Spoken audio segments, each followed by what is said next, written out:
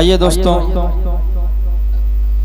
میں اب چاہتا ہوں کہ ایک اور تقریر آپ حضرات کے سامنے پیش کی جائے۔ میں بغیر کسی تمہید کی درخواست کرتا ہوں اپنے ہی رفیق درس حضرت مولانا محمد جواز صاحب سے کہ موصوف تشریف لائیں اور چند منٹ میں اپنی بات ہم سامعین کے سامنے رکھیں۔ بسم اللہ الرحمن الرحیم، حمدا لأہلہ والصلاة علی اہلہ، اما بعد، اعوذ باللہ من الشیطان الرجیم، بسم اللہ الرحمن الرحیم، لقد کان لکم فی رسول اللہ اسوۃ حسنہ، صدق اللہ العلی العظیم۔ ڈھونڈنے والا ستاروں کی گزرگاہوں کا، ڈھونڈنے والا ستاروں کی گزرگاہوں کا، اپنے افکار کی دنیا کا سفر کر نہ سکا، اور جس نے سورج کی شعاعوں کو گرفتار کیا، زندگی کی شب تاریک سحر کر نہ سکا، اپنی حکمت کے خم و پیچ میں الجھا ایسا، اپنی حکمت کے خم و پیچ میں الجھا ایسا، آج تک فیصلہ نفع و ضرر کر نہ سکا، آج تک فیصلہ نفع و ضرر کر نہ سکا۔ اسٹیج پر معزز علماء کرام تشریف رکھتے ہیں، سامعین میں بیٹھے ہوئے ہمارے ہی بہت عزت مآب ہمارے بڑے استاد محترم حضرت مولانا محب الدین صاحب دامت برکاتہم العالیہ، ہم سب کے وہ ابتدائی استاد ہیں، انہی کی محنتوں کا نتیجہ ہے کہ آج ہم کچھ بولنا یا کہنا سیکھ گئے ہیں۔ حضرت والا سے درخواست کی تھی کہ آپ یہاں تشریف لے آئیں، فرمایا آنکھ میں کچھ تکلیف ہے، وہاں چمک لگتی ہے، اس لیے وہ وہاں تشریف رکھتے ہیں۔ اللہ تبارک و تعالی حضرت کو صحت و عافیت کے ساتھ عمر دراز عطا فرمائے۔ وقت زیادہ ہو چکا ہے، مفتی صاحب دامت برکاتہم العالیہ نے، اس کے علاوہ قاری جاوید صاحب نے اور دیگر لوگوں نے آپ کے سامنے مفید باتیں پیش کی ہیں۔ میں ایک طالب علم بس حکم دے دیا گیا، آپ کے سامنے حاضر ہو گیا ہوں۔ میں نے 3 شعر پڑھے ہیں، ایک واقعہ سنانا چاہتا ہوں۔ سب سے زیادہ خودکشی کی موتیں، سب سے زیادہ خودکشی کی موتیں، آتم ہتیا جس کو کہا جاتا ہے ہندی میں، وہ یورپ کے ممالک میں ہوتی ہیں، جس کو کہہ لیجیے انگریزی ممالک۔ آپ اسلامی ممالک میں دیکھیں گے تو 0.0 ہے، یہ چیز بالکل بھی نہیں ہے، لیکن یورپین ممالک میں روزانہ ہزاروں سے بھی تجاوز کر جاتی ہیں خودکشی کی، بہت حادثات اس طرح کے ہوتے ہیں۔ تو وہاں کے ایک مفکر نے، کوئی بہت بڑا لکھاری تھا، لکھنے والا تھا، کتابیں لکھتا تھا، لوگ پسند کرتے تھے، اس نے ایک کتاب لکھی، اس کا نام رکھا خودکشی سے بچنے کے 100 طریقے۔ یعنی اگر آپ کو مرنا ہے تو مریے مت، بلکہ یہ کر لو، اگر مرنا ہے تو مرو مت، یہ کر لو، اگر مرنا ہے تو مرو مت، یہ کر لو۔ بہت سارے اس نے طریقے اس میں لکھے، دنیا میں بڑے بڑے ممالک میں اس کتاب کا اجرا ہوا، بڑا چرچا ہوا، خوب بکی چھپی۔ تھوڑے دن کے بعد خبر آئی خود اسی نے خودکشی کر لی، زہر کھا لیا اور مر گیا۔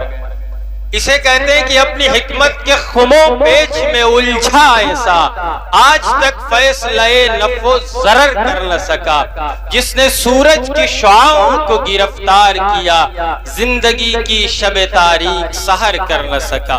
اللہ نے ہمیں انسان بنایا، اور انسان بنانے کے ساتھ ساتھ جناب محمد رسول اللہ صلی اللہ علیہ وسلم کا امتی بنایا۔ آپ علیہ السلام کی پوری زندگی محفوظ ہے، ہم کہیں پہ بھی محتاج نہیں ہیں کسی کے کہ کسی دوسرے کو دیکھ کر کے ہم زندگی گزاریں۔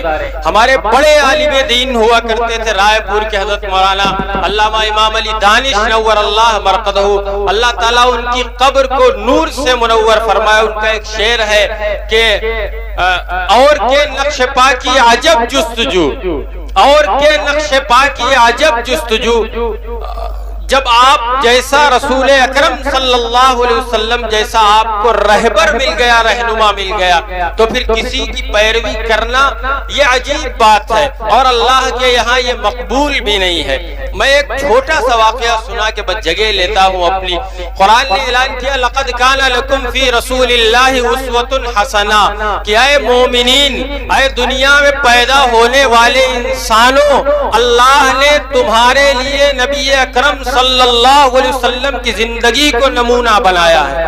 تمہارے لیے کسی اور کی زندگی نمونہ نہیں ہے. آپ کو چہرہ کیسا بنانا ہے آپ دیکھو رسول اللہ کا چہرہ کیسا تھا. آپ کو لباس کیسا پہننا ہے آپ دیکھو رسول اللہ نے لباس کیسا پہنا. آپ کو جب گفتگو کرنا ہے تو آپ کو معلوم کرنا ہوگا اللہ کے نبی نے گفتگو کس طرح کی. آپ کسی کے دروازے پہ جاتے تھے تو آپ کا طریقہ کیا تھا.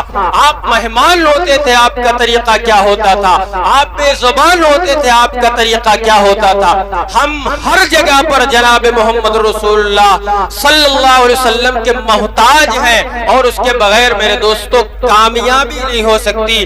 ما آتاکم الرسول فخذوہ وما نہاکم عنہ فانتہوا. جو رسول اللہ تم کو دیتے ہیں وہ تم لے لو اور جس سے تمہیں وہ منع کرتے ہیں تم اس سے مان جاؤ. یہ قرآن نے اعلان کیا ہے.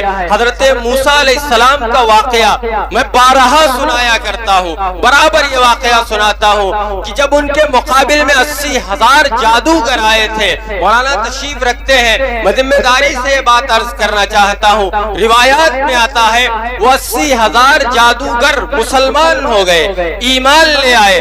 قرآن میں اس کا ذکر کیا گیا.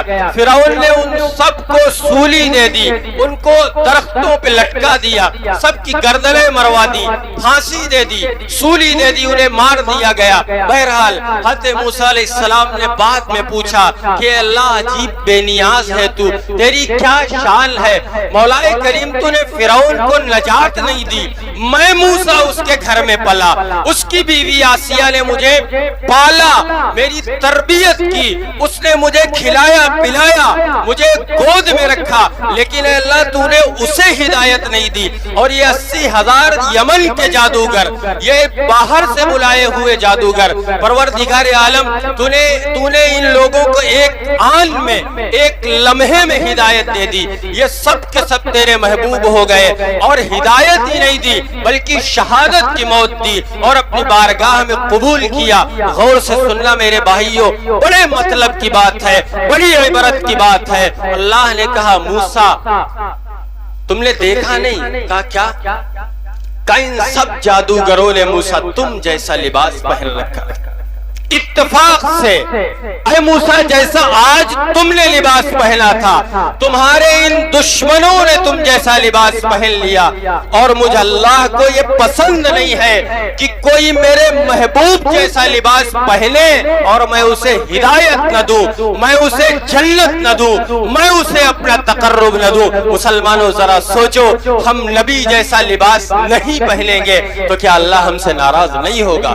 ہم نبی جیسا چہرہ نہیں بنائیں گے تو کیا اللہ ہم سے ناراض نہیں ہوگا؟ نماز آپ پڑھیں نہ پڑھیں یہ ایک الگ مسئلہ ہے, لیکن وضع قطع کا یہ ایک الگ مسئلہ ہے. زکوٰۃ دیں نہ دیں یہ ایک الگ مسئلہ ہے, وضع قطع کا ایک الگ مسئلہ ہے. ہمیں کم سے کم ایسا تو رہنا ہے کہ اگر کوئی سامنے آتا ہے اور وہ سلام کرنا چاہے تو بے جھجک ہم سے سلام کر لے. کئی مرتبہ ہمیں توقف ہوتا ہے, ہمیں سوچنا پڑتا ہے کہ آیا ہم ان سے سلام کریں یا نہ کریں, یہ مسلمان ہے بھی یا نہیں. بتاؤ یہ افسوس کی بات ہے ایک مسلمان کے لیے کہ نہیں؟ اسے دیکھ کر یہ تصور نہ آ جائے کہ یہ مسلمان تمہارے ہی واقعے ہیں. کبھی تم کو دیکھ کر لوگ اسلام قبول کیا کرتے تھے, آج تم پہچانے نہیں جا رہے. میرے دوستو اپنے مرکز سے اگر دور نکل جاؤ گے, خاک ہو جاؤ گے, افسانوں میں کھو جاؤ گے, اپنی مٹی پہ ہی چلنے کا سلیقہ سیکھو, سنگ مرمر پہ چلو گے تو پھسل جاؤ. ہم غیروں کا طریقہ نہ اپنائیں, ہمیں دوسروں کے سے کوئی سروکار نہیں. ہمیں اگر مطلب ہے تو اللہ کے نبی علیہ السلام کی زندگی سے مطلب ہے, صحابہ کرام کی سیرت سے مطلب ہے. کیا ہم نے چہرہ نبی والا بنایا؟ کیا ہم نے لباس نبی والا پہنا؟ کیا ہماری گفتگو نبی والی ہے؟ کیا ہمارا چال چلن نبی والا ہے؟ میرے دوستو اگر ہے تو ہم 100% کامیاب ہیں, دنیا میں بھی کامیاب ہے, آخرت میں بھی کامیاب ہے. اگر نبی والا چال چلن نہیں ہے تو پھر ہم کامیاب نہیں ہیں. میدان محشر میں اللہ کے نبی اسی داڑھی سے پہچانیں گے. اگر یہ نور چہرے پہ نہیں ہے ہم نبی کو چہرہ کیسے دکھائیں گے؟ کیا ہمیں اس بات پہ ایمان نہیں، یقین نہیں؟ یاد رکھو بڑی اہم بات ہے، قبر میں جو 3 سوال ہوتے ہیں ان میں سے ایک یہ بھی ہے کہ ایک شخص کا چہرہ آپ کے سامنے لایا جائے گا اور کہا جائے گا بتاؤ یہ کون ہے؟ وہ چہرہ کون سا ہوگا؟ وہ چہرہ آقائے نامدار جناب محمد رسول اللہ صلی اللہ علیہ وسلم کا چہرہ ہوگا۔ آپ کا روح مبارک ہمارے سامنے ہوگا، آپ ہمیں دیکھ رہے ہوں گے، موت کا پتہ نہیں ہے۔ فَإِذَا جَاءَ أَجَلُهُمْ لَا يَسْتَأْخِرُونَ سَاعَةً وَلَا يَسْتَقْدِمُونَ۔ موت جب آتی ہے تو نہ ایک لمحہ وہ آگے ہو سکتی ہے نہ ایک لمحہ پیچھے ہو سکتی ہے، اسے جس وقت پہ آنا ہے وہ آ جائے گی، وہ آپ کو مہلت نہیں دے گی کہ آپ کی داڑھی ایک مشت ہو جائے۔ آپ کی اگر داڑھی کٹی ہے، موت کا وقت آ گیا ہے میرے دوستو، آپ قبر میں چلے جاؤ گے اور پھر اسی مڑی ہوئی داڑھی سے اللہ کے نبی کا سامنا کرنا ہوگا۔ آپ سوچنا جب بستر پہ لیٹنا، تصور کرنا کہ نبی کھڑے ہیں اور مڑا ہوا چہرہ نبی کے سامنے ہے، آپ کو شرم نہیں آئے گی؟ لہٰذا میرے دوستو یہ بہت اہم چیز ہے، کیونکہ حدیث میں آتا ہے، قرآن میں آتا ہے، حضرت بیٹھے ہیں تفصیل سے آپ کو بتائیں گے، ظاہر کا اثر باطن پہ ہوتا ہے۔ اللہ تعالی ہم سب کو کہنے سے زیادہ عمل کی توفیق عطا فرمائے۔ وآخر دعوانا ان الحمد للہ رب العالمین۔